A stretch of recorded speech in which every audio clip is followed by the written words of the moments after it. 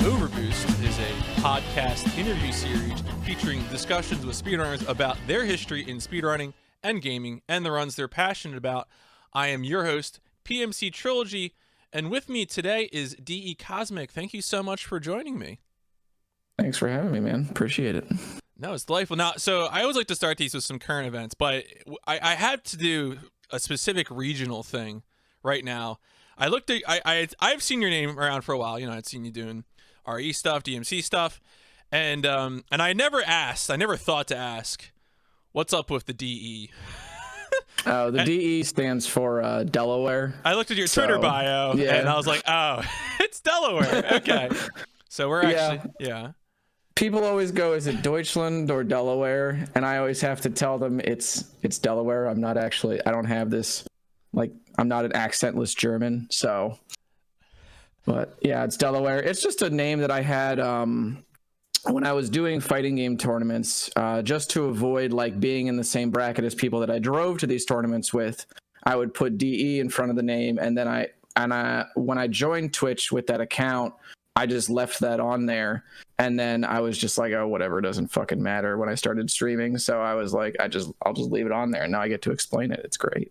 Of course, it's funny for me because I'm in South Jersey, right outside of Philadelphia, so I'm like, oh, Delaware, you know. I don't really have any. I feel like my hot takes about Delaware are pretty standard ones, like, you know, why is there a toll on the Delaware Turnpike and etc. I think one time I took the Cape May ferry from Cape May to Rehoboth Beach, so I have like a pretty standard understanding. I mean, there's no sales tax. This is where Fight Club also took place. It was that book, you know, was the main character lives in Wilmington, Delaware. One of the most dangerous cities in America, too. Fun fact. Interesting. See, I always think of Delaware as a corporate haven more than anything else, too. You know, every corporation's incorporated in Delaware. Yeah, it's really weird that like Market Street is just this big, like epicenter basically of all these corporations, but at the same time, Wilmington is like. I think it's pretty dangerous as far as I'm aware. It's why I don't go to Wilmington much. But so, one more question on this regional subject before we get to gaming history. In one, I think it was one of your, maybe it was the Resident Evil 5 Thunderthon recording that I had watched in preparation for this interview. You've made, of course, a Wawa joke. Yes, yeah. And so I was just wanted to ask, like, what is your? Now I understand. I haven't been, honestly, besides gas, I haven't been to inside a Wawa since March. But okay, in a normal world, what would be your normal Wawa order? I usually either go with the meatball sub or the cheesesteak. Occasionally there's like the buffalo chicken mac and cheese that they have, which is really, really damn good. But like a cheesesteak with some provolone and sriracha sauce on there, that's pretty damn good. Are you a Gobbler fan? Not really, no, I'll be honest. Not a big like turkey and gravy type person, so the idea of that just like getting the bread soggy, just like I'm a big like texture eater, so not a big fan. Okay, all right. Well, let's get into the history then. For you, where does gaming start? Is it something from family, friends? How's that get into your life? I mean, obviously, I engaged with it kind of passively when I was growing up from like family friends and stuff. They would have like game consoles. And of course, you know, when you're a kid and you're just like, oh, games, let me play for a little while or whatever. I would say that it definitely definitively entered my life as something. I don't remember exactly what age I was, but I think that the first like game device that I owned was a Game Boy Color and with Pokemon Red. And then, but that I think was more of an extension of me being a fan of Pokemon than me like enjoying gaming. So I would say that gaming is like a hobby definitely entered with like the PS1. And the first game I ever owned for that was like Star Wars Episode 1 Jedi Power Battles, which was like this I think you probably know what I'm talking about. That game was sick, dude. That game was so good. I enjoyed the hell out of that game. That's probably one of the better ones to have. That's better than having like Masters of Terrascasi or something, you know. I had that one too. That was later down the line, but I had that one. That game was cool. I was kind of disappointed that it was a fighting game. I wanted like another action adventure game, but you know, it is what it is. But that was where I really like, because that was, you know, where I ended up playing like the Spyro games, the Crash games, all that sort of thing. So definitely the PS1 and then later on the PS2. was really where like I think it became a big part of my life.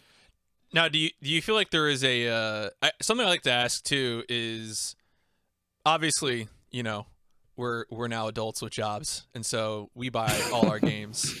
Is there a turning point where you really took sort of possession or ownership of your hobby? And that could mean one of several things, right? That mean you saved allowance money and bought your own console, or you got your first job and bought something, or you know, something later down the road even. It was definitely when I got a job at like 18, because my parents were pretty adamant about me not having a job like when I was in high school, just because they wanted me to focus on school, which I was like, okay, fair enough, sure, you know. Then when college and like having because I worked while I was like throughout all of college except for senior year, I worked. So that was really when I started buying all my stuff. Was definitely like starting with like when I was 18. I think I remember buying like Skyrim on launch day. Okay. And that was like, I think that was like one of the first big purchases. I mean, I forget exactly when that game came out. There's been so many like re-releases. I don't actually remember the original release date. It came out in, I want to say 2011. I feel like. Then, okay. I can maybe. Well, I'll do that was definitely not one of the big first big purchases. But I remember playing like. Yeah, 2011. Okay. 2011. Okay, then I'm remembering it a little bit far forward from it. But yeah, like in 2008, that was really about, I think, the turning point as far as like, because I always used to have to share with my brother when I was a kid. My parents weren't going to buy us like, you know, two of everything. So when I became an adult and it was like, okay, I can finally start buying things for myself, that was like a really big turning point as far as like being able to actually fully enjoy a game, because it's like, you know, controller passing. I think that experiencing a game through some weird osmosis like that, because it's like for 15 minutes you experience it firsthand, and then for another 15 minutes you have to experience it secondhand. It's very different actually getting to experience the whole game on your terms as opposed to that. So yeah, no, definitely. I mean, so at that point, I know you were trying to speculate on what game might have been the first one. Would your first big hardware purchase have been, you know, one of those 7th gen consoles, or were you mostly focused on PC? I didn't actually purchase like a gaming PC until like 2013. I want to say maybe like I don't actually remember what was coming out like around 2008, except for like Devil May Cry 4, but I had already bought that at that point. Or maybe I had gotten that for like some birthday or something. Because that was when I was still in high school technically. But yeah, like all of 2008 to 2011, the gaming then just like is kind of a blur for me. I'd have to actually like check sure. what was big that came out around that time, but I think that 2011 I remember for sure purchasing and double dipping on Ultimate or on Marvel vs. Capcom 3 when that dropped, because I bought a 360 because I wanted to play Fable and I had never played Fable. So I bought it in preparation for not only double dipping on Marvel 3 but also playing like Fable and some other exclusives that I never got around to. Just because I wanted to be able to play with, because that was, you know, when crossplay wasn't even like in the thoughts of anybody. So I bought it to play with people on that system, and I remember playing it like a few times and then just hating the 360 controller. So I never played that game like after month 1 on 360. And that was really when I got into like the fighting game community and stuff, was with that game as well. So all right, so this is funny because fighting games are something I've never really played myself, but the thing that got me into Twitch, watching lots and lots of Twitch, was first Evo, and then generally I watched a ton of Marvel vs. Capcom 3 tournaments. I just found them really enjoyable, you know, to have on while I was doing whatever. Maybe give me a little history of your involvement, and also if you can tell me what your teams would have been. I'm very curious. My involvement was like, so actually I started like fighting games with like Tekken 6, and I purchased that in like 2010. But my stint with Tekken 6 was pretty brief, I want to say, because I was always like working and stuff. But my involvement as far as like Marvel 3 went was during 2011 I was still finishing up school, so it was like less involvement. But come like 2012 through 2014, when I graduated college and stuff. I was basically just traveling up and down like the East Coast with my group of buddies, like going to tournaments and everything. I wouldn't say I was like anything super special at the game, but I definitely, it was like people knew me around like regional places and stuff. It was like, and I played, spoilers, I played Dante and Virgil. And I played Strider as well. Strider, good. For a brief period, I did play Crimson Viper, Dante, and Strider. That was like one of my day one teams for when Ultimate dropped. During Vanilla, I played like Dante, Wolverine, Doom, or something like that. I did not once Virgil and Strider dropped though. I was like, okay, these are the characters that I want to play, but I also was very stuck on the idea of like Crimson Viper as being this really, really good character, and I wanted to prove that she was a really good character. So I remember like when all the hype around Phoenix Wright was still around, and I was in like the basement of like a dive bar in Philly, getting this perfect on a Phoenix Wright player with Crimson Viper, and you know, all these sweaty people just around me. Like the space was like probably the width of my bedroom, basically. It was a crazy time. And then just hearing somebody making R. Kelly references in the background whenever somebody got a perfect, you know, it was a good time in the early 2010s. Yeah. That was the time. That was a period of time.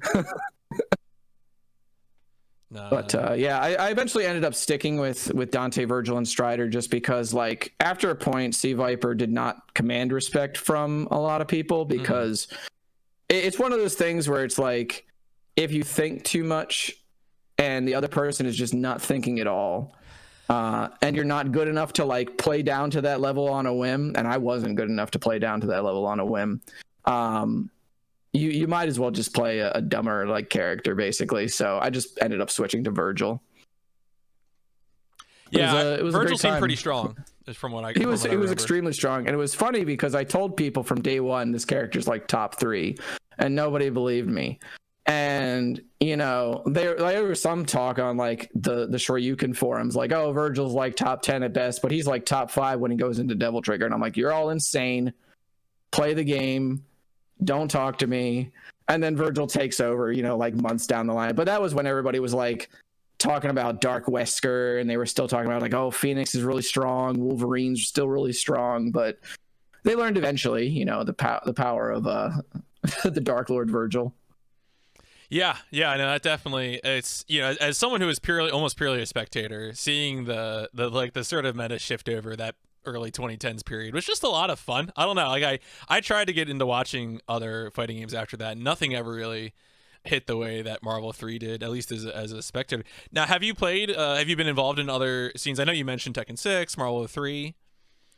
I want to say that I've been involved in a lot of scenes, but I kind of like come and go. I kind of like came and went from a lot of other scenes, but I mean, even as a spectator, like nothing hits like Marvel 3, and as a player, for me, you know, nothing really has done it since like Marvel 3 did, and I sort of regret falling out of that around the time that I did. But I moved into Tekken Tag 2 for a while. I played Virtua Fighter 5 Final Showdown very briefly. I want to say that the next most involved I was in a game was probably like BlazBlue. Was it Chrono? Yeah, it was Chrono Phantasma. And I think I played like, yeah, that was like the version of like, I played Ragnar the Blood Edge, and because, you know, it's the white-haired dude in the red coat with the big sword. You know, I've never played one of those characters. Never. Not at all. That sounds like somewhat white. You said white hair? Big sword? Big sword, has a devil trigger, you know. Edgy too. But no, I played that for a little while. I also played like Guilty Gear a little bit, but I've always tried to dabble in a lot of games. It was like, fighting games are just really, really interesting to me. Even if I wasn't going to play a game, I'd want to like buy it and dig into training mode for a while. I think probably I played Dragon Ball Fighters as well for a little bit too, and then they nerfed Android 16 like 6 times. Yeah, and I was like, cool. Now there's no reason to play the grappler anymore. Good, excellent. Now I know it flopped, but did you play any Infinite at all? I did play a little bit Infinite. It was one of those things where I wanted to like it more than I did, and I played like Dante Dormammu quite a bit, and that was definitely a team where like you needed to use like 5% of your brain power in order to win with it. Those two characters were like super strong, and I tried to get into other teams using Dante, like Dante and Strider or Dante and Winter Soldier, but the game just didn't feel good. Even like watching it, I would just feel like nothing. You know, I would turn on streams of it and just be like, this is not the game I want to sign up to play. I also did play Injustice for a little while too, Injustice 1. I actually remember skipping out on my pulls for that because I realized that morning that my passion for the game was not there. So I just I just went and just played like something else.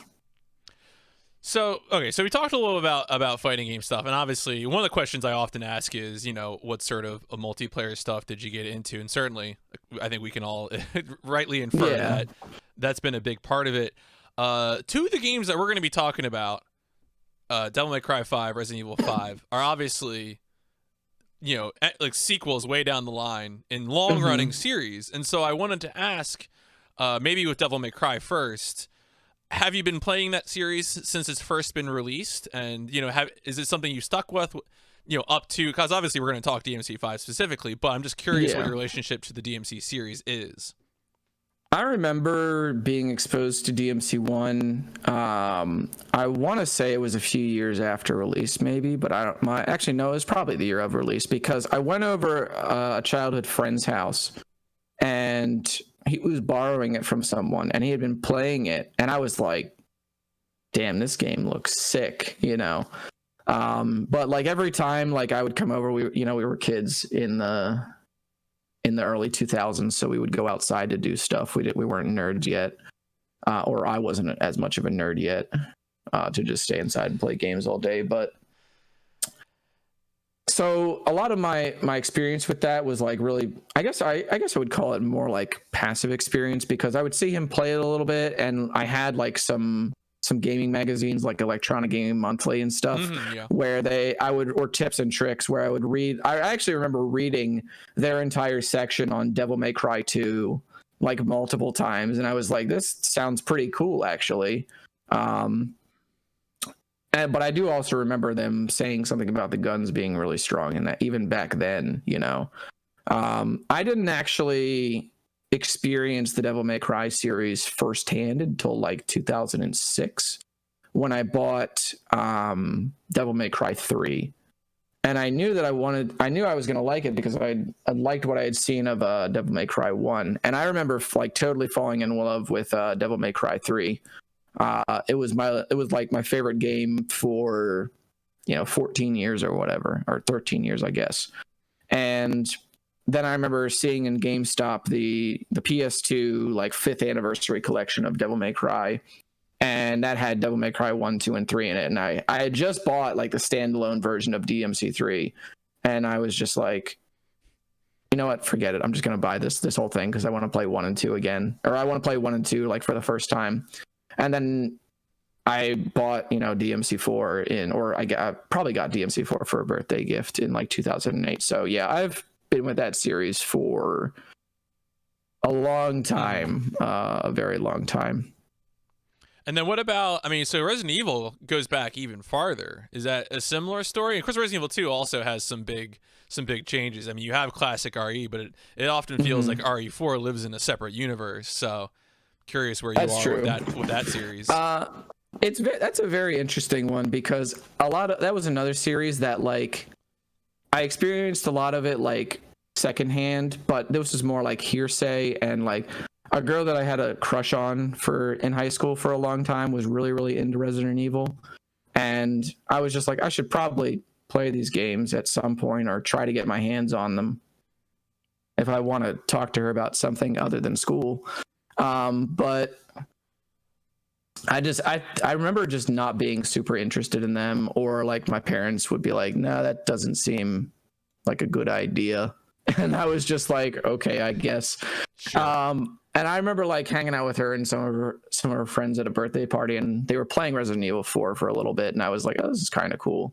But I didn't actually like Resident Evil 5 is the first Resident Evil that I bought and played like at all. Oh. And that was mostly like at her behest, because she was like, they added co-op to 5, and this is after she had told me she didn't like me, you know, in that capacity, and that she just wanted to be friends. But she was like, well, they added co-op to 5. You're gonna buy it and we're gonna play it. And I was like, all right, cool, whatever. So I ended up playing through that game. Like I played that game for like hundreds of hours probably, because I played through it with her. I played through it with a bunch of other friends. I played through it like by myself. Like multiple difficulties, multiple mercenary runs. It's a great game. It was just like, it was a big part of early college life for sure. Mm. That's interesting. See, I often assume, just because, you know, again, RE4 is such like a deal, that a lot of people, because a lot of like when RE5 came out for me, a lot of people I know, you know, who went into that were doing it very much based off RE4 experience. So that's a really interesting history. But we'll get to maybe to more RE5 itself. I want to ask, so besides the FGC stuff, did you have other big multiplayer gaming phases? You know, like a MOBA, first-person shooters, things like that? I mean, when I was a kid, not really, no. I always preferred just playing games by myself. I would hang out with friends and play like Halo or whatever. But I never owned like a base Xbox or anything like that. And I really just, like, even though I told myself I wanted to get these games, I never ended up like acting on it, because outside of fighting game stuff, which I didn't even know I was going to be into until I tried it, you know, I tried to play like multiplayer shooters and stuff, like COD or Halo or whatever, and I was just never really into it. But I played like Payday for a while, Payday 2, and I played League of Legends from like 2013 to when the heck was it? Probably like 2016, 2017. But that was the big. I think the FGC stuff was probably like the biggest thing. The most. Oh yeah, I mean, if you're traveling and hanging and going to physical venues, like I feel that's you know, that's a much bigger investment than a matchmaking queue. Yeah, it's a lot. It's very, very hard to replace like those years in my mind with anything else that had like more impact. Well, let's talk about things that are maybe also impacting you though, which is, how did you first learn about speedrunning? Definitely through GDQ, like a lot of people. And it was interesting because my perception of GDQ and like speedrunning as a whole was like, oh, people play like Nintendo games, because that's what GDQ prominently features, is like, you know, Nintendo games or stuff like, you know, like really, really popular games essentially. And I remember the turning point for me where I was like, okay, maybe this is something that I'm really interested in, is seeing in 2017 Maxi Lopes' DMC1 run. And I was like, oh, so this isn't just like Mario, Zelda, Metroid type stuff. Maybe this is everything, you know? And I think I remember being a little bit more invested in the event after seeing that, because it was like, well, let me watch out for other games rather than just like seeing, you know, like the usual suspects or whatever. But yeah, definitely was. I forget exactly what GDQ event it was. Maybe it was when Halo 2 Legendary was there. Mm-hmm. Maybe that was the same event as Maxi, but I don't remember. Yeah, no, I hear you. I especially hear you too when it comes to sort of opening up the possible universe.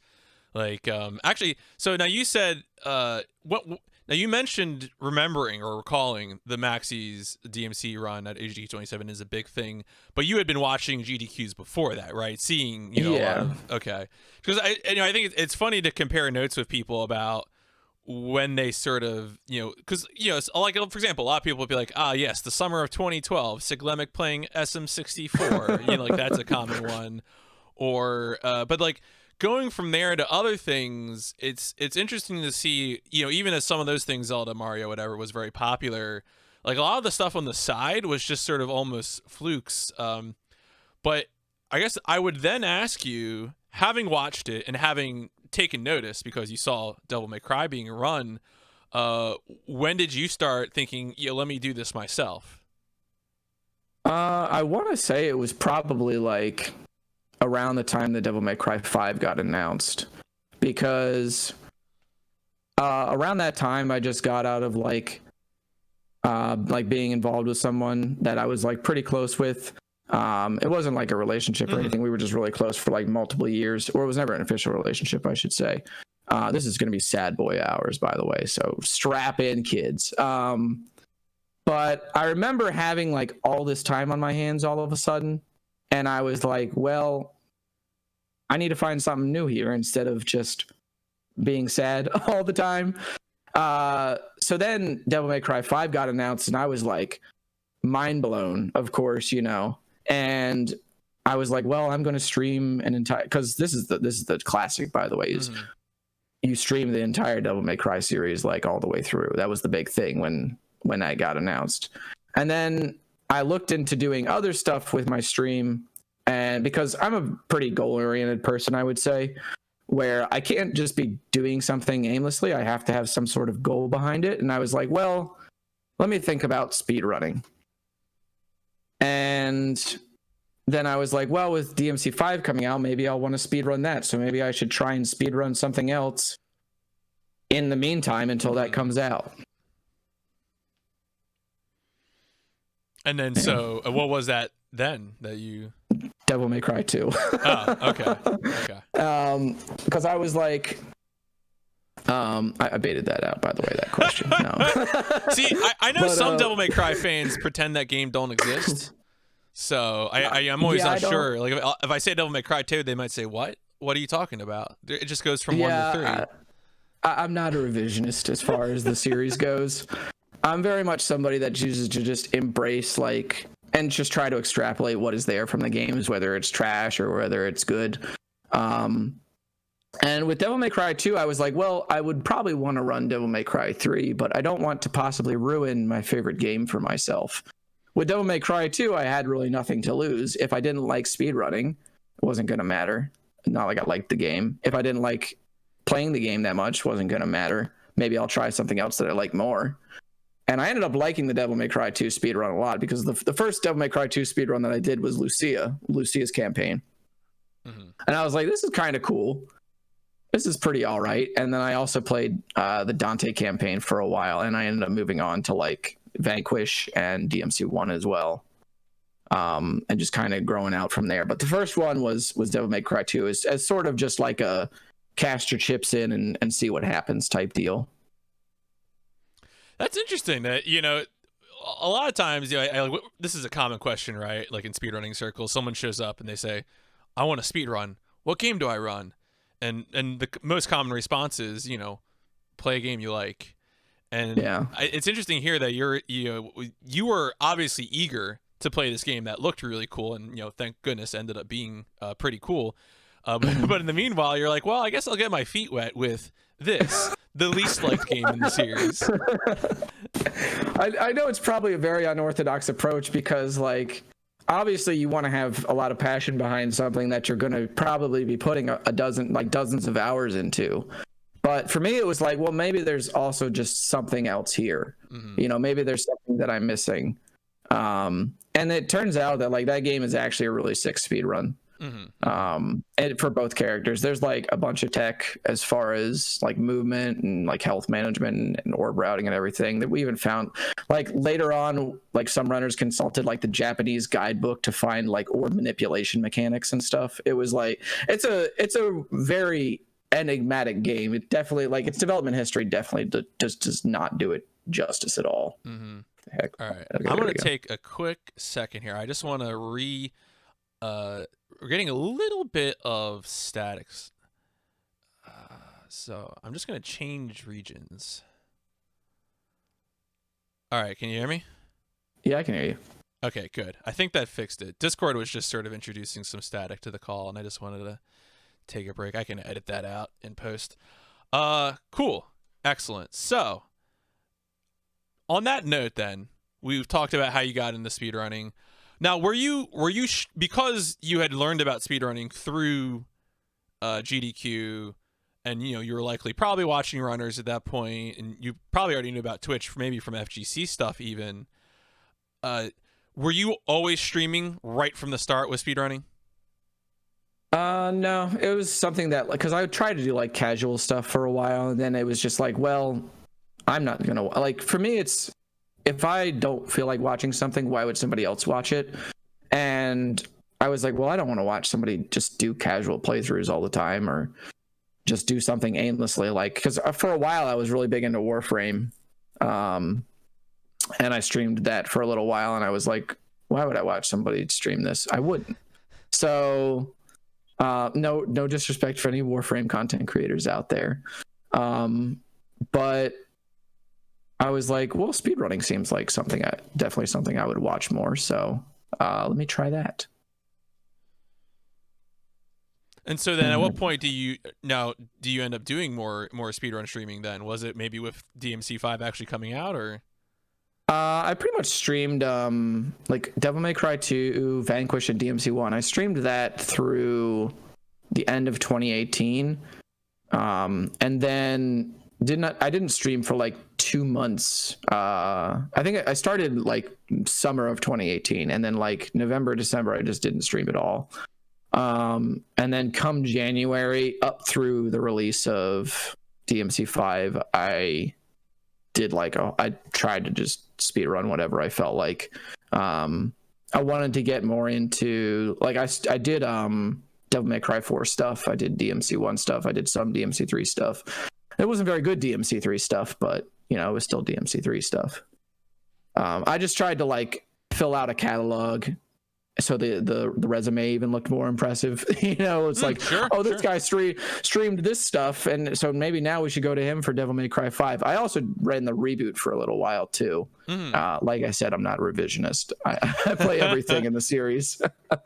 The games do exist. It's time we stop acting like they don't.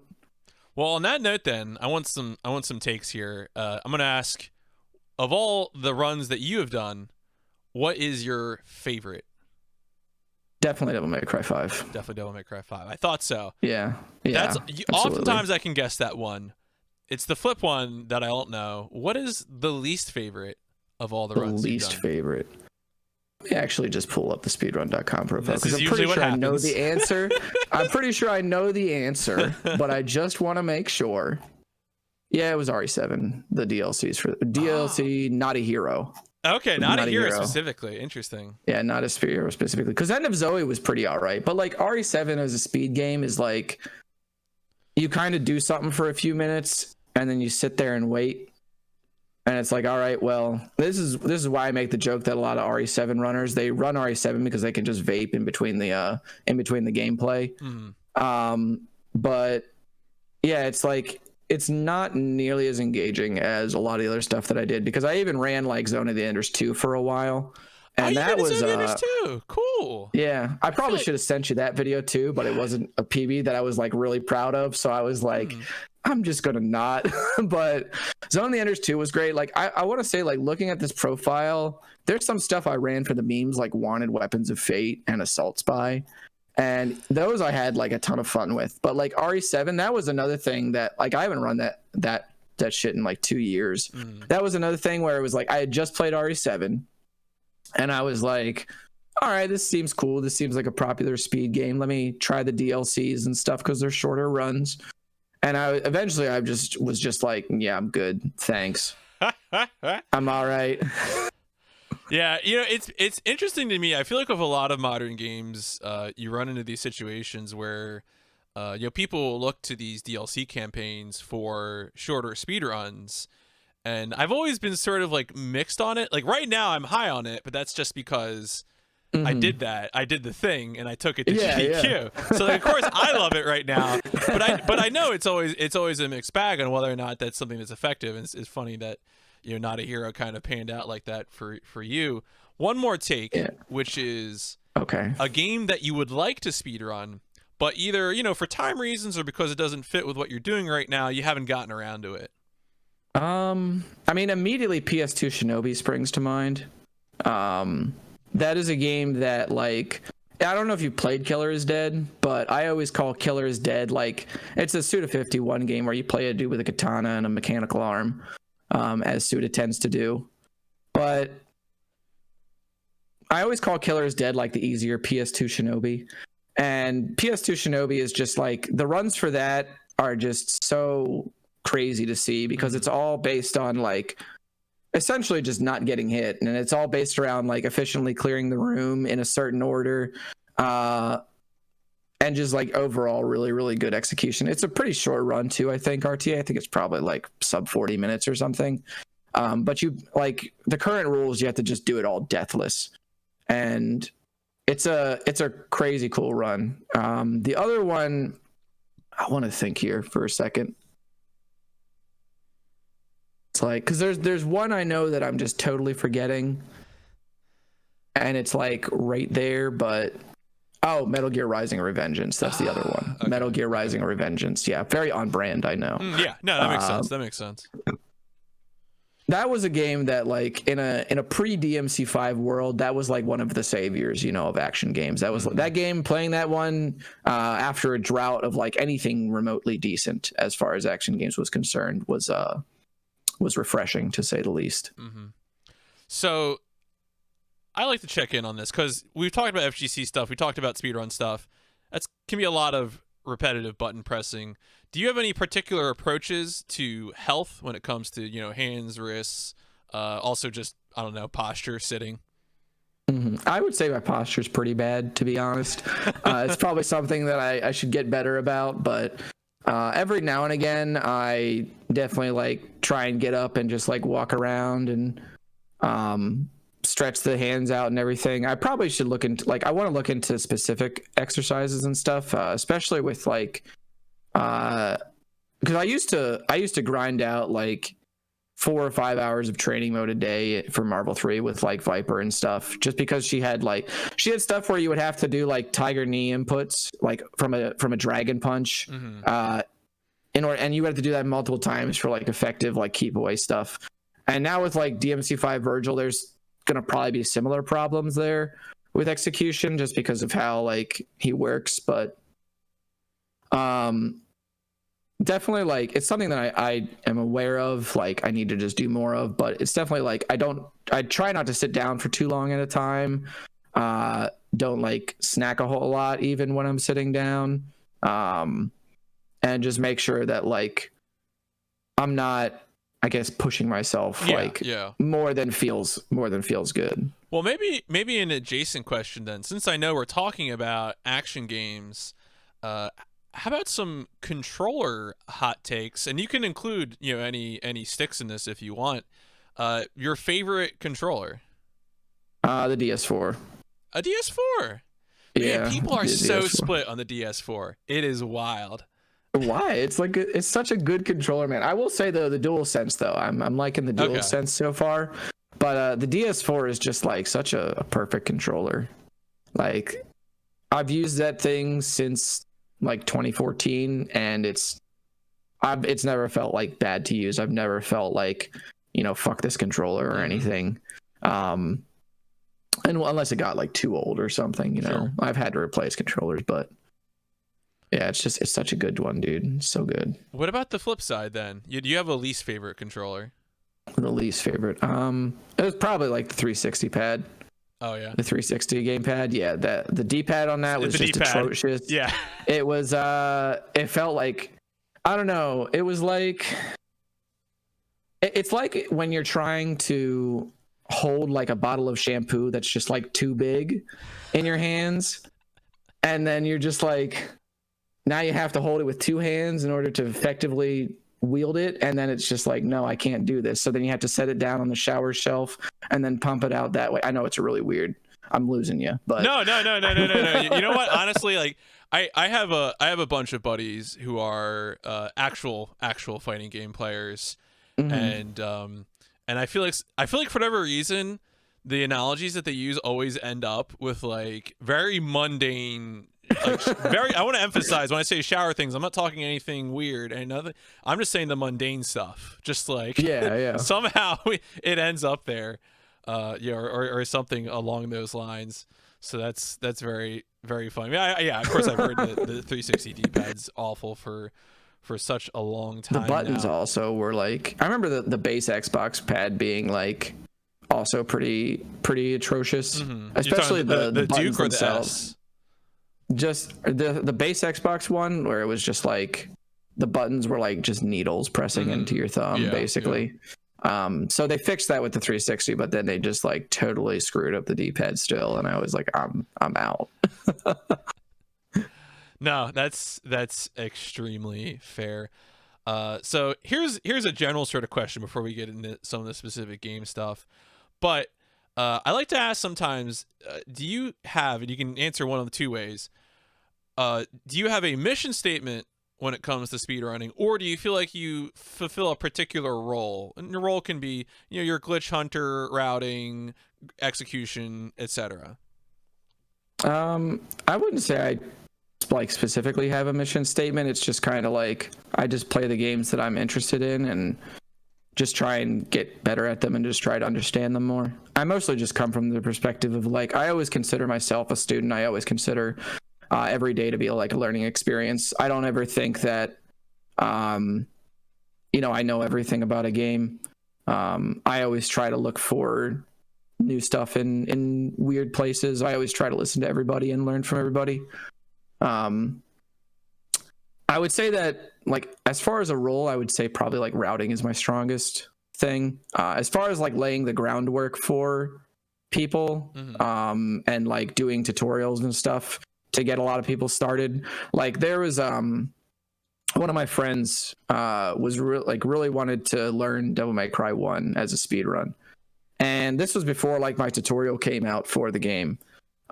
He was like, this was gonna be like the first game he speedran and everything, and so I just gave him my notes and I was like, hey, if you have any questions, just let me know. And like he ended up surpassing me pretty quickly, just because I taught him too well. And now he's like second on the leaderboard. So he, like, to me, teaching people and bringing everybody, like trying to bring everybody up either to your level or past your level, I would rather be fourth on a leaderboard that's just like totally stacked than, first in a one-horse race. So that is something that I really try to do, is like a lot of routing, a lot of note taking, a lot of tutorial stuff. So yeah, so it sounds like you're pretty, because I guess maybe I'm, maybe less familiar with some of the Devil May Cry community stuff, but it sounds like you really, maybe this is unsurprising coming from FGC, you're really interested in a lot of the community building aspects for speedrunning. Yeah, and like for a while, I think I was too heavily focused on like the vague idea of what a community is. And the best advice somebody gave me was just, focus on yourself, and instead of this vague idea of a community, and people will come, eventually. And then you can teach them when they're finally there. So for a while, I peeled back on some things, and it was just like, I just need to just focus on myself for a little while. And then people started, like, interest started picking up in the series again, and it was like, okay, now I can jump in where I'm needed again. Yeah. It's funny too when it comes to that, I guess, the element of like making community happen. Like sometimes I think you just have to sort of, take the game on the road, sell it to people. I feel like that's because we can talk about community building in terms of tutorials and directly reaching out to people and stuff like that. But what I'm thinking of some other, like recently I had a Yakuza runner on the pod, and Yakuza speedrunning was pretty quiet. And I think some of the recent outings at, events have really helped that series. And so I feel like it's kind of a similar thing where, if you really want to sell your game, a big part of it is just, doing the routing yourself, taking it to events, things like that. So it's just neat. I think to think about the full scope of community and not get so fixated on no one will play my game if I don't have, a tutorial or something like that. Like, don't worry, don't fixate on a specific thing, but, think about the full scope of it. Yeah, it's interesting because like up until very recently, outside of like Maxi, nobody was submitting like any DMC to like any big events really. So the series was also pretty quiet. And Froob actually ran Devil May Cry 5 for a little while. I don't know if he told you that. But he was having him run the series was really good, because he was somebody that came, totally from the outside essentially, and that I think was one of the shining examples of like us coming together to welcome new people was when that game dropped.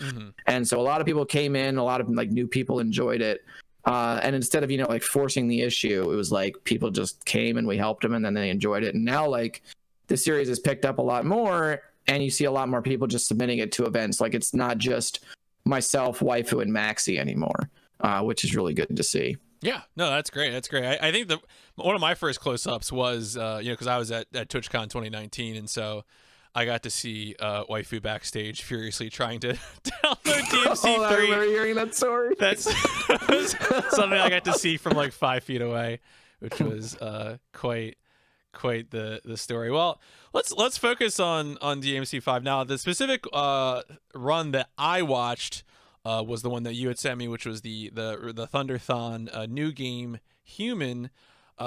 So maybe let's finish the story from earlier then, because you had said you saw Devil May Cry 5 was coming, and you're like, let me dip my get into speedrunning, do a bunch of other games. Devil May Cry 5 arrives. How does that go? Like, where do you start? Are you just like new game Human right away? What is the experience of running that game at launch? It was interesting because like I took the week off of work to play that game, as nerds tend to do, and so it's justified. Don't worry about it. As long as the game comes out and doesn't get delayed. Yeah, it's true. Cyberpunk, sorry. So I took off and I fell in love with the game as I knew I would, and at the time we were not totally sure how to start a new game file. When the game first dropped. So all of us were playing like New Game Plus. Because for some reason, Capcom decided that they're not going to do any save files in a game that's not titled Resident Evil 2 or 3 post 2008. Why? I don't know. Because DMC is a redheaded stepchild or something. Yeah. I don't get it. But give me a second here. I'm just gonna flip things go again. Yeah, I don't know what's going on here. Discord. I gotta research this because I have this problem sometimes in another podcast where there'll just be little pops, and I want to make sure you're getting the best due here. But anyway, continue. You can hear me still? Yeah. No, you sound you're crystal clear again. Excellent. So, at the time, we were all like, oh, okay, so we're just going to play New Game Plus for a while until somebody figures this thing out. And I think day 3 of routing, it was definitely week 1. 2 like big things happened, which was number 1, somebody discovered how broken the Faust hat was, which was Mecharazium, who's the world record holder for DMC4. He was like, I'm telling you right now, dude, all the routing that we did for Dante, none of it means anything. And I was like, you're joking. Because he's somebody that will like sometimes overreact to things. And I was like, you're joking, dude. Like, no way. And then he shows me videos of him like deleting a boss with the money gun in like 2 seconds, or whatever. And I was like, oh no. Oh, this just won't do. And that same week, somebody came along and got like a free world record based off of their loading times, because we didn't have a load remover for like the first 2 months. And at that time, the difference in load removing, like loads on a good PC versus a bad PC was like 7 or 8 minutes. Yeah. So he did like a semi-fast casual playthrough and got like a world record. This is before the leaderboards opened up, I think, because we had like an embargo on them for the first couple of months. No, that's good practice. Well, not first couple of months, first couple of weeks. I'm sorry.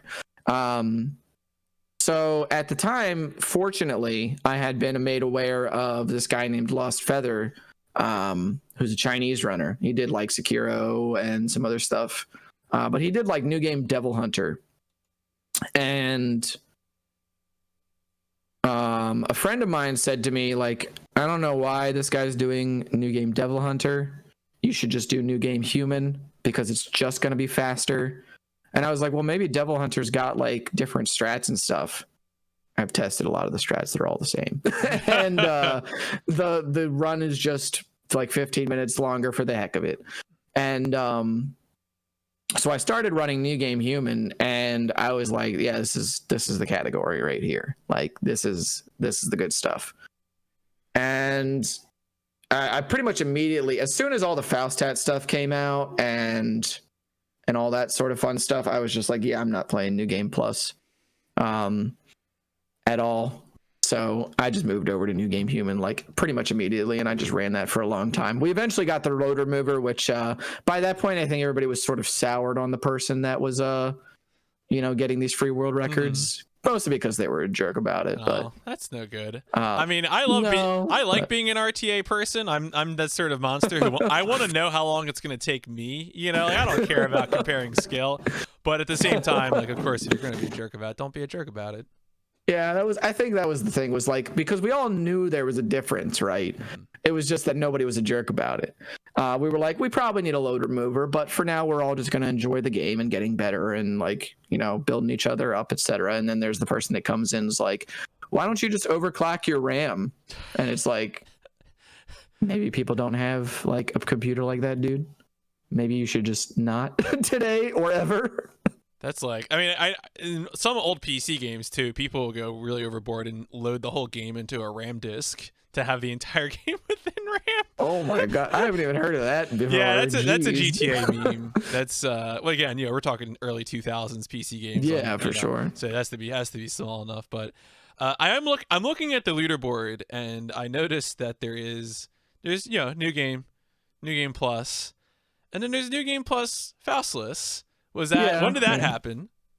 That happened. Let me actually check the forums for that one, because that one came along a little while later.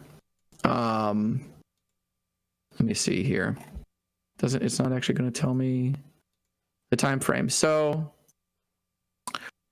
people like cried and cried and cried for like a Faustless category, and it was like, well, you haven't done any runs with it. Like, oh, okay. I was about to ask. I was like, did any of those people do runs? No, those people did not do runs. Okay.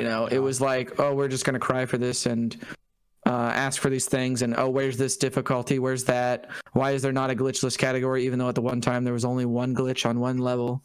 And so eventually I was like, I looked over it and I thought to myself, well, it does significantly change everything that Dante will do in New Game Plus runs to not have the Faustat. So I ended up asking the community, like, hey, do you guys want this to be added now? And it was pretty much unanimous, like, yes, sure. So I added it, and then like 3 people ran it. And the higher difficulties, Techtheist and I ended up running, and we started doing stuff like dying to enemies in order to use red orbs to revive and take like half of a boss's health and stuff. And that ruined the higher difficulties for people somehow. I was like, we just can't get a dub, dude. Like, we just can't. And but yeah, that was something that came along a little bit later. Didn't do it for New Game just because Faust doesn't, like, you have to earn Faust in New Game. So I pretty much put my foot down and I was like, no, we're not doing that. But for New Game Plus, like, you can just have infinite red orbs basically and just murder everything. But yeah, that was something that like I briefly dipped into, and then just dipped back out. I was like, I'm good, thanks. So now, do you have future plans for where Devil May Cry 5 is going for you right now? Because it seems like, again, I'm creeping around this leaderboard, and of course you have lots of things for. You got some platforms as subcategories. You have the difficulties as subcategories, things like that. And then I noticed what I can only assume are, and I assume NMG is no major glitches. Yeah, that's just something that I added like this week because people were asking like and so at some point, like, there came a point where we found like the skips with V where you get shot out of bounds, and that changed mission 5. It changed mission 7 to the point where like V became meta again instead of Nero, which I was very upset about. But I was like, well, it's gonna save like 2 minutes. I love playing Nero, dude. That character is so fun. One of the best strats in the game was just gone, and But then we started having to play Mission 7V. It was probably going to change Mission 9 at some point because Yamanaro, one of the Japanese runners, found he started using a skip on Mission 9 where you just skip like over a whole like other 2 fights or whatever. It skipped an entire skip basically. Oh, is that the one where you you jump over like a whole trigger for a fight or something? Or I might be thinking No, that's the tree. That's the tree skip. Yeah. Okay. And so the coffin skip is the one where you like teleport through the barrier or whatever. But the one that he found was like right after tree. You go over like this big pit that's to the right, and it takes you right to the fight with the scissors. And instead of like having to go through all these winding tunnels and do the coffin skip and everything, it just takes you right there. And it was just like, well, this is going to totally change the way that this level's played at some point anyway. And on New Game Plus, it changed Mission 4. So I was like, okay, that's fair. You know, the last time we had this discussion, the only glitch was Mission 3. So I added it, and it's something to satiate people until Virgil drops on PC and on, you know, current gen consoles, because there is also like the Devil May Cry 5 Special Edition leaderboards, which are not going to be open until the 26th. But that I think is leading up to actually answering your question now. Right. So that's a big thing. That's certainly a part of it. Yeah. It is, absolutely. Special edition, I think, you know, until further notice of it maybe coming to PC, Special edition is really where I see myself, just because of mostly because of Turbo. Turbo is a mode where for those that are unaware, it increases the work rate of the game by 20%. So not only is it free time save, it just feels better. It's what 3 and 4 are played on. It's what the definitive edition of Reboot is played on.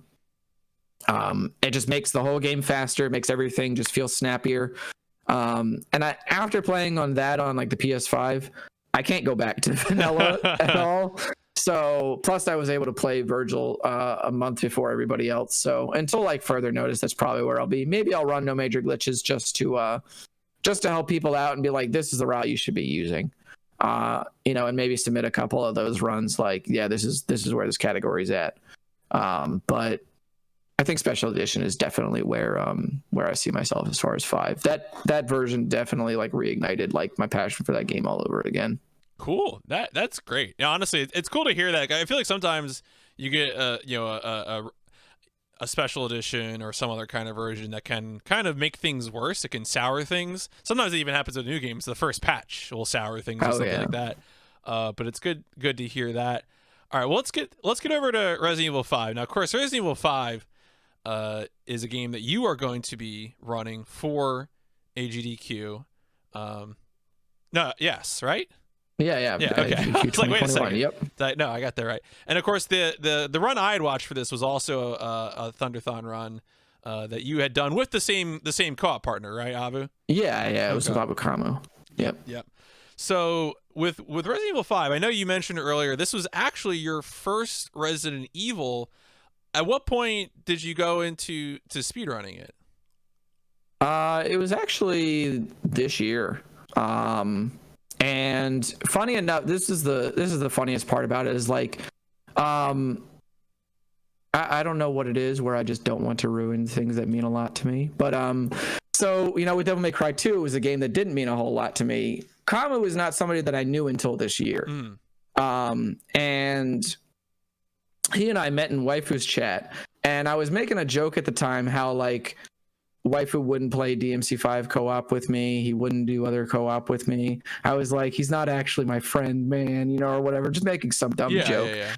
And I was like, we should speedrun this. And he's like, I don't like speedrunning co-op games, dude. And I was like, yeah, I know, I'm just giving you a tough time. And then Kamu goes, yo, man, I'll speedrun with you. I'm your friend. And I was like, oh, yeah, for sure, dude. And then like later on, like 20 minutes later, he messages me and is like, if you're down to speedrun RE5 or 6, I'm totally with it. And I was like, yo, let's do it, you know? Because again, it was like, I don't have anything to lose at that point, you know? And so then we sat down, we watched the run together, started practicing, and then just the rest is history. So we ran RE5 and RE6 together, and we were just like, this game is sick. And we really wanted to just take the game further. So we ended up grinding for a world record in it and making a tutorial for New Game Amateur as well. That's interesting that it all came in this last year too. That's really, I think that what that speaks to too is just like the the cool connections you can make in speedrunning when you speak Yeah. up. I think it's like a really interesting example of that. So now with this game, one thing I wanted to ask about is, having noticed it from watching that Thunderthon VOD, uh, what is the impact of the disconnects? Because it seems like disconnects. Now, again, you're playing this co-op and you're playing this online, and it seems like these disconnects are kind of an issue. Are they the sort of thing where they can really kill runs, or is it in-game timed in such a way that it won't impact it? Like, what's going on there? It definitely kills runs. Up until recently, we didn't know of a way to. So RE5 does this really weird thing. So I'll use DMC4 and DMC5 as an example here to illustrate like save file, like the way some save files go on games that Capcom does that only have one save file. So for DMC4 and DMC5, if you just desync your Steam cloud, you can move in new files and stuff, and just have like anything offhand that you want. So, you know, like I know even somebody for a while that with DMC5 had save files where the checkpoints were at different bosses, so they could just move that in to go and practice a boss or something like that. It's a pretty, you know, in lieu of actually having save files in the game, that's not a bad system to have. And in DMC4, you can even put your save file as read-only, and then you can just do resets that way. For RE5, when you make a save file, if you're online, the game will only read that file. So if you delete your save file and you're online, the game's like, well, your save file that is particularly tied to your Steam ID is not in the folder. Would you like to try and load it? And it's like, no. I would like to create a new save file, actually. Well, we're not going to allow you to do that. So basically, until recently, we didn't know of a way to have a permanent save file in order to do runs, you know, that would be valid for the leaderboard. So if you disconnected, the person that was second player would lose everything. So, and they wouldn't have anything unlocked. They wouldn't be able to like buy a rocket to, and so we would disconnect. There were times where we disconnected on the final QTE, like when Wesker says global saturation. Of course. We would disconnect there and we would just lose the entire run. And that actually stopped us from running the game for a few months until Kamu moved and got better internet. We also started paying attention more to like what servers we were on when we would connect, just because, well, we don't want to risk a disconnect. So if we got like an American server, or maybe even a Canadian server or something, we were fine with that. But if it was like somewhere over in like Portugal or Spain or even Mexico or something, or like, oh, this is a European server, like, no, we don't want to use a UK server. What the heck, dude? But so I actually forgot that those disconnects were in that run. When I sent the it to you. Thunderthon run? Yeah. The in the shots fired run that we did recently, there was actually like 0 disconnects. So it's either, if you get disconnects, you're probably going to get at least like 1 or 2, but otherwise it's like smooth sailing. Okay, that's good. I'm glad if you take some precautions, you can influence it. That would be a real bummer otherwise. That was actually why we played on the New Game Plus file for that. Not only because it actually like allows us to do the bid war for all the costumes, which is like, I think, a bigger reason, you know, for audience engagement as well. But it's also just because we don't want to have to set up like a new save file by going offline, getting somebody invited. So then it actually creates an offline save file. Then you can go. It's a whole process. Just play on the New Game Plus file. Just start up back where we were. Keep it pushing, you know. But yeah, I would say that it's definitely a boon of RE5 runners. I wouldn't say that it's so bad that you should just never run the game. It's definitely something that you go into it understanding that that's a possibility, just like any sort of online run. But it's not like, I wouldn't call it like super crippling to the game as a speed run. All right, since you're taking this game to AGDQ, I want you to call your shot right now. Tell me what piece of tech in RE5 do you think is going to hit the biggest for an audience? It's probably going to be the nade skip on chapter 2-1. Or it's going to be when Kamu hits the Jill quick kill, where he has to fire at her chest and her leg 7 times. Yeah.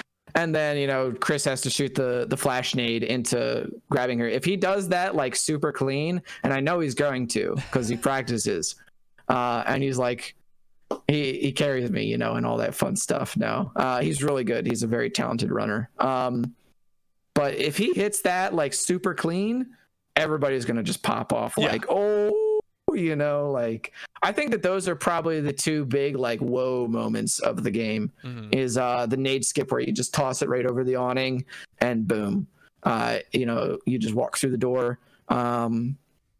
What else is there in that game that's like super good? Yeah, it was interesting. I had just rocket. assumed that this game must have been in a GDQ recently, but I searched GDQ VODs. Have you checked this? Do you know the answer? Yeah, it's 2011. Yeah, and there's no VOD even, right? No, there's a VOD. Oh, there is a VOD? Okay, Carsey, GDQ VODs doesn't have it linked then. Okay. It's Carsey and was it like Rule of SOTN or something like that? I think Reign of SOTN? Reign of SOTN, yeah. That was really I just assumed it must have shown up again at some point, but no, that's very cool to see it back. Yeah, and I'm sure the run will be a little different too.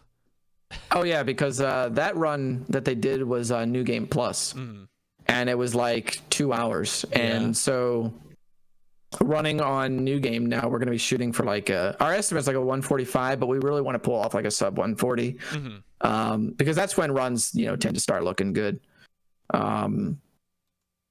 But I had even talked to Carsey about the game like a while before I started running it.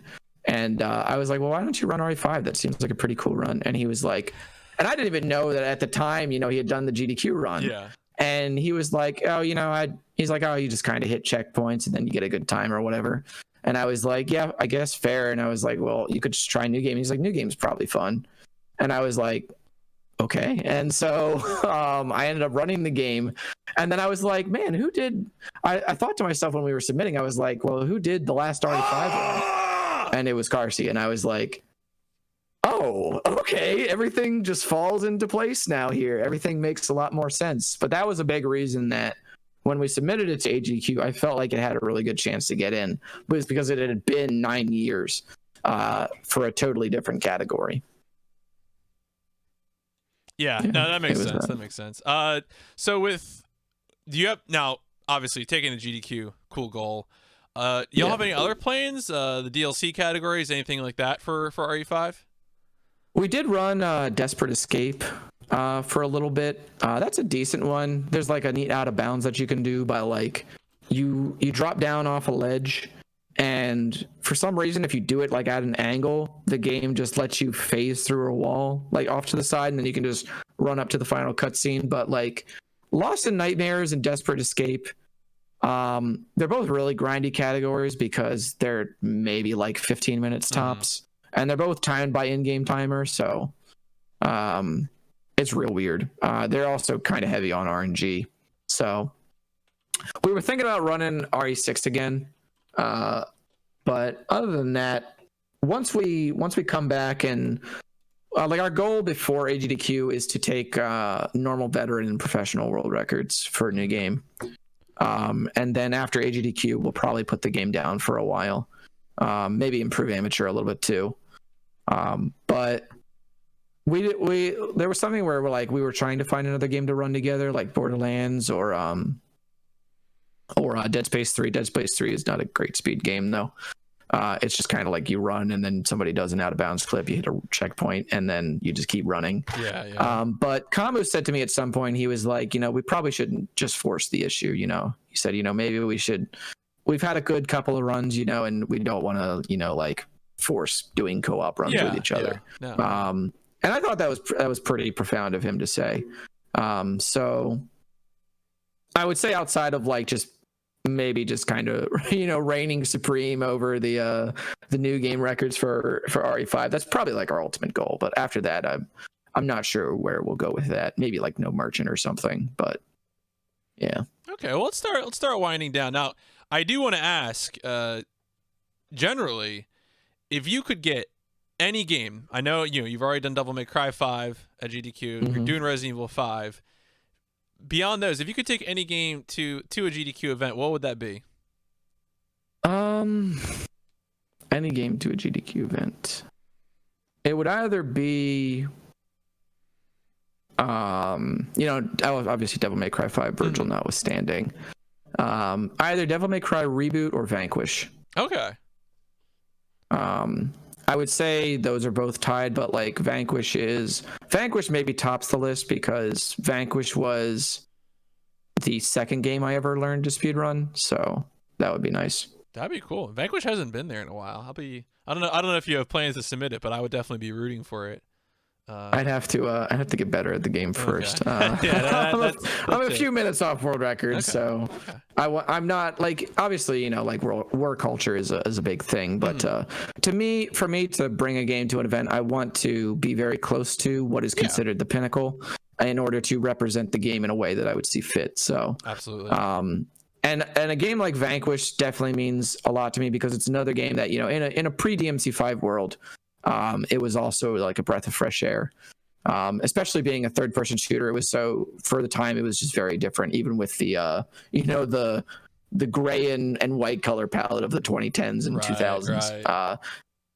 It's a really cool run too. So okay, so one of the things I like to do with this interview series is to add some connective tissue to carry on, to get my previous guest to give my next guest a question and so forth. My previous guest had this question for you, which was, this is Brian Otto, had this question. If you could take one trick from one of your speed games and put it into another speed game, what would you do? Dan, that's actually a really good one.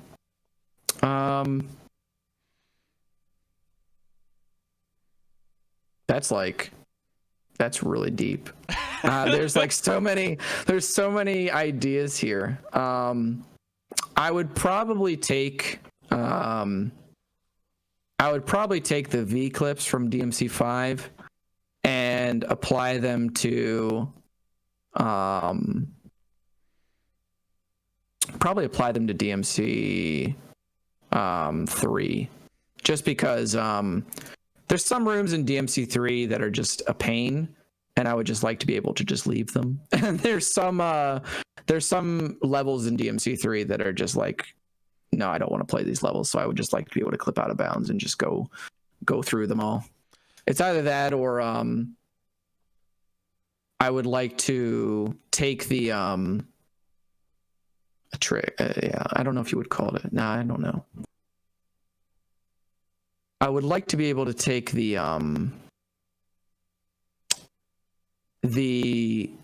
skips from Devil May Cry 4 and put them into Devil May Cry 5, because the skips in Devil May Cry 4 use inertia and momentum in order to get over gaps and stuff. And a lot of that manipulation is gone in DMC5. So I would like to use those. So but I would say definitely just being able to skip a lot of DMC3 would be really cool. So going out of bounds there would be nice. So now that does mean that I need from you a question for my next guest, who is a speedrunner.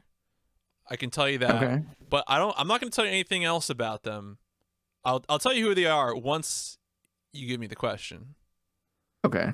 It has to be related to speedrunning, right? Doesn't have to be related to speedrunning. I used to say it was, but then I had a few guests start calling it my bluff. I think it was M Sushi. He was like, favorite genre of music.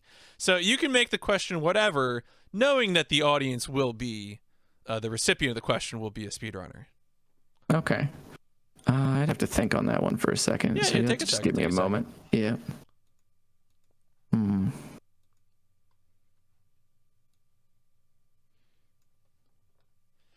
So it can be as silly as you want. I think past questions have been like, mix two consoles to make a new console. I can run through and give some other silly examples here. If you could resurrect a franchise, or just stories, like a gaming related horror story. Okay. As an example that we've had. If you could devote 10,000 hours, go inside a hyperbolic time chamber and practice a game. That was one. That's a good one. I like that one. So yeah, it could be whatever you want. Oh man, that's so tough.